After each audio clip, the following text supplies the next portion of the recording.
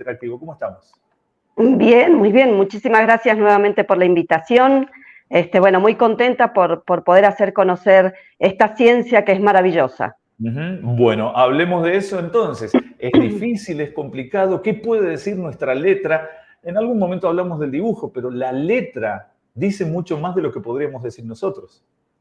Exactamente. La letra tiene como una especie de función de comunicación a través de la cual nosotros queremos escribir y expresar lo que sentimos, lo que queremos, lo que nos pasa, ¿sí? Sin embargo, a través de la grafología lo que podemos hacer es ir detectando cuál es ese mensaje más bien oculto, qué es lo que manifiesta los rasgos de la escritura. Es decir, haciendo un análisis profundo y exhaustivo de la escritura, se puede determinar cuáles son los rasgos de personalidad del escribiente. Y si tenemos que hablar, María Pía, de esos rasgos, justamente, ¿cuál sería la división que hacen ustedes y cómo asociarlos a la grafología? Si, por ejemplo, tiene una letra, una cursiva marcada o una imprenta más amplia. Bien, hay diversos rasgos, hay diversas escuelas que nos van enseñando de qué manera hacer el análisis, ¿no? Bien profundo.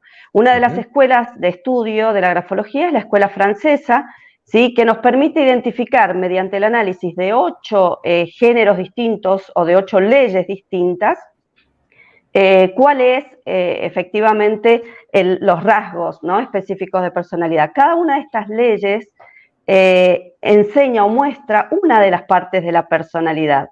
Entonces hablamos de, no sé, por ejemplo, todos conocemos el tema de la dirección de la línea, del renglón, entonces sabemos que si es ascendente hay alegría, hay euforia, hay energía, hay voluntad. En cambio, si es descendente, hay un desánimo, un desgano, no hay fuerza, puede haber una pérdida de energía. Después esto que hablabas de... Perdón. No, por favor, Pía, continúa.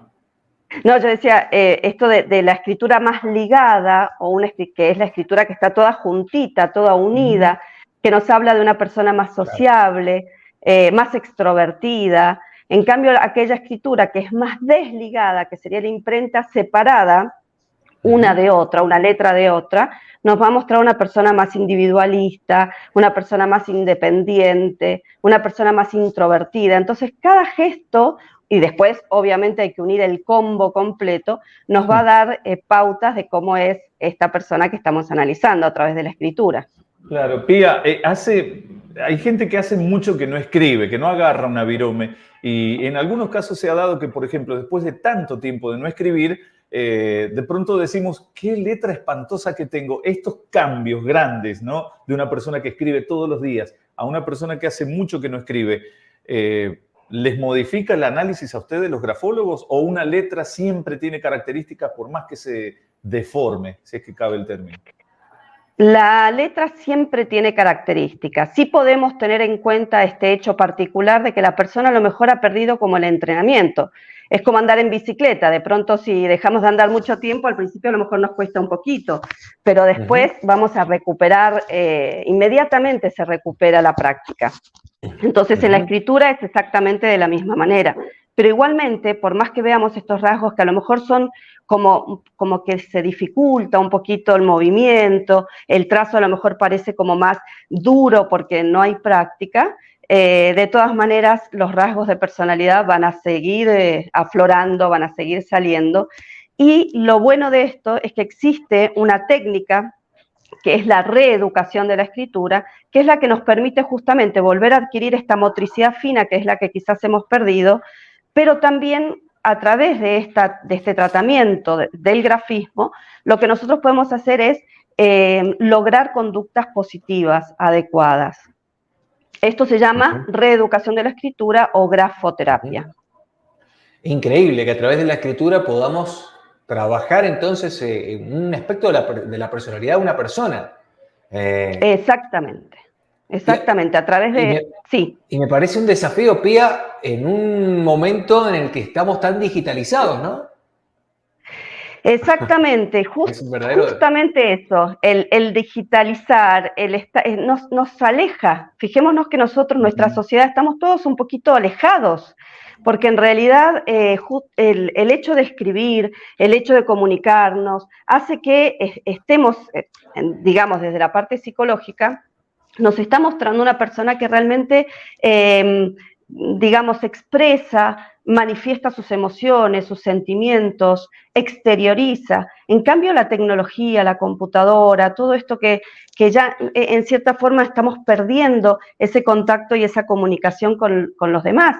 Y así está nuestra sociedad. Sin ir más lejos, ustedes saben, ¿no? Muchas veces nos falta estos gestos de generosidad, de empatía, esta capacidad de relacionarnos con los demás. Al contrario, cada vez nos aislamos más y les tenemos más miedo a los demás. Pía, vamos a hablar de justicia, de casos, en algunos casos casos criminales, etcétera. ¿El trabajo de un grafólogo puede ser una prueba como para resolver algún caso? Te lo pregunto porque hay gente que dice no sirve y otros que dicen sí, es un dato valedero que la justicia lo puede tomar. ¿Es así? Es así. Justamente la grafología es una ciencia y es una ciencia exacta. Siempre hablamos de que el grafólogo es quizás el que pueda cometer el error y que haga que haya una inexactitud en el análisis. Pero la grafología es totalmente objetiva. Esto no es, yo veo una escritura y bueno, más o menos la persona es así o parece que fuera un poquito asá. No, esto es, la persona se manifiesta de esta manera, muestra esta característica, da muestras de este rasgo particular en su comportamiento o en su conducta. Está científicamente aprobado. Lo que pasa es que se conoce, digamos, socialmente como una pseudociencia o bien se conoce como esto, ¿no? Como que estamos en medio de una adivinación y nosotros como grafólogos no adivinamos, sino por el contrario, analizamos de manera muy exhaustiva, con muchísimos puntos muy pequeñitos, ¿sí? Vamos armando esta macro, ¿no? Vamos de lo micro a lo macro y vamos armando lo que es la personalidad. Entonces hay que relacionar muchos aspectos, pero si yo hago un análisis y un colega mío hace otro análisis de la misma escritura, el resultado debe ser exactamente igual. Por más que la redacción de un informe o de una pericia sea diferente, pero el resultado tiene que ser exacto. De hecho, trabajamos con porcentajes, trabajamos con números, si no nos quedamos con una cosa gris. ¿Es blanco o es negro? Ahí vamos. Excelente explicación y hay varios puntos ahí que está buenísimo que los hayas aclarado. Quiero leerte este mensajito de Yegueta, de la provincia de Mendoza, que nos llega, dice, oye, muchos colegios enseñan en imprenta y se está perdiendo el manuscrito, sí, la cursiva. Pregunta, ¿los maestros nos sacan la personalidad? Pregunta Yegueta a través de esto de menos cursiva, menos manuscrito. No, nadie nos saca la personalidad, ¿sí? Yo puedo escribir, yo escribo en cursiva y de pronto en algún momento puedo escribir en imprenta por un tema de exigencia, pero de ninguna manera me van a sacar la personalidad.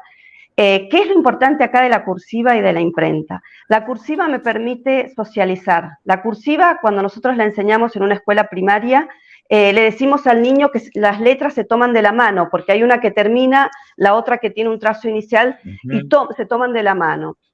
Si nosotros hacemos una especie de figuración, ¿no? Si yo les tomo las manos a ustedes, ustedes van a sentir si yo en este momento tengo las manos frías, calientes, transpiradas, o cómo estoy, ¿no? Y pueden determinar cómo me estoy sintiendo. Ahora, si yo estoy así, alejada como estoy, quizás a través de ese contacto no pueden determinar cómo me estoy sintiendo.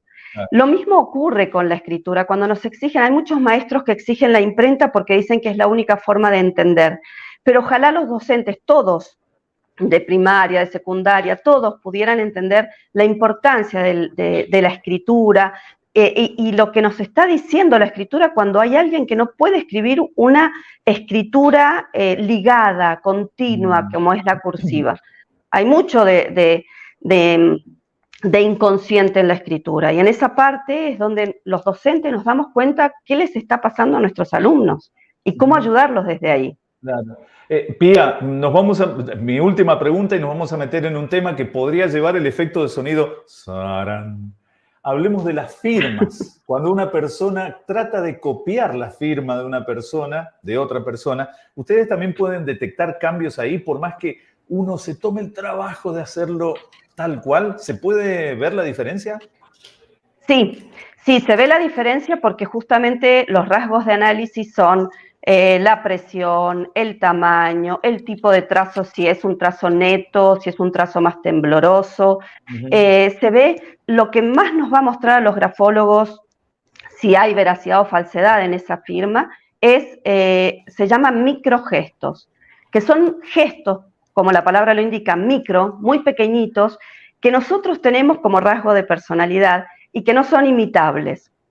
Y son tan pequeños que nosotros los podemos detectar a través de, bueno, de la lupa o del microscopio, y a partir de ahí poder determinar si esa firma es falsificada o no. ¿Utilizan todo esto para, por ejemplo, una obra de arte, supongamos muy costosa, firmada por ese artista, que ustedes tienen constancia de la firma? Bueno, analizan y cotejan con otra obra que aparece. Una herencia, ponele. Una herencia. Tengo el papel de la tía y me lo firmó ella. Vamos a ver, pará. Sí, sí. De hecho, justamente teniendo el material, ¿no? La firma, digamos, no dubitada y la firma dubitada es donde se puede hacer justamente el análisis y la comparación. De hecho, hay veces que se han analizado firmas que efectivamente han sido realizadas por la persona, esto que dicen, una herencia o lo que sea, pero el grafólogo puede detectar también que esa firma fue realizada bajo presión. Entonces, no sé, yo no voy a firmar de la misma manera en este momento, a lo mejor que estoy distendida, que si viene alguien y me apunta con un revólver. Claro. O si de alguna manera me quieren desconectar del respirador, o sea, no sé, hago una exageración, pero quiero decir, no va a ser el mismo tipo de firma que se realice según la situación o la circunstancia en la que estamos viviendo. Pía, una sola cosita, vos hablaste de lupa y microscopio, ¿trabajan con eso para ver los mínimos detalles? Exactamente, exactamente. Son materiales que utilizamos los grafólogos para poder detectar estos detalles que son ínfimos. Incluso el trazo. El trazo necesitamos ver bien el desarrollo, el movimiento, la línea, el trazado de cada uno, si es más fuerte, más suave, más ancho, más angosto. Hay mucho, hay muchísimo para analizar. Qué interesante que es hablar siempre con vos, Pía.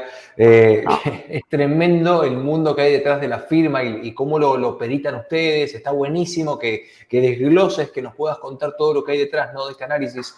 Para ir cerrando y haciendo también una pata con Ale con este tema de las firmas, quiero preguntarte, ¿cuál es la firma más polémica para ustedes? Que puede... Es un poco amarillista la pregunta, pero resulta interesante, ¿no? Que ustedes pueden derivar de decir es una persona que tiene algún desorden mental evidente, por ejemplo, a través de la firma, quiero decir.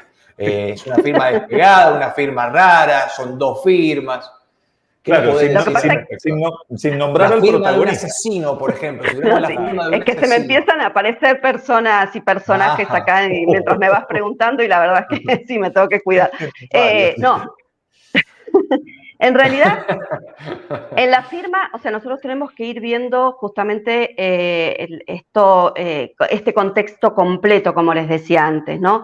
Pero sí, hay firmas quizás que son muy artísticas y que esconden varios rasgos de personalidad, como pueden haber otras firmas que son más sencillas. Sobre todo hay gestos, por ejemplo, mucho ángulo, o gestos muy lanzados que terminan en forma acerada, que se llama cuando terminan en forma de agujita, ¿sí? Que son personas autoritarias. Hay un gesto muy típico en las firmas que se llama boca de lobo, que es una especie de C que se impulsa hacia la derecha con mucha fuerza.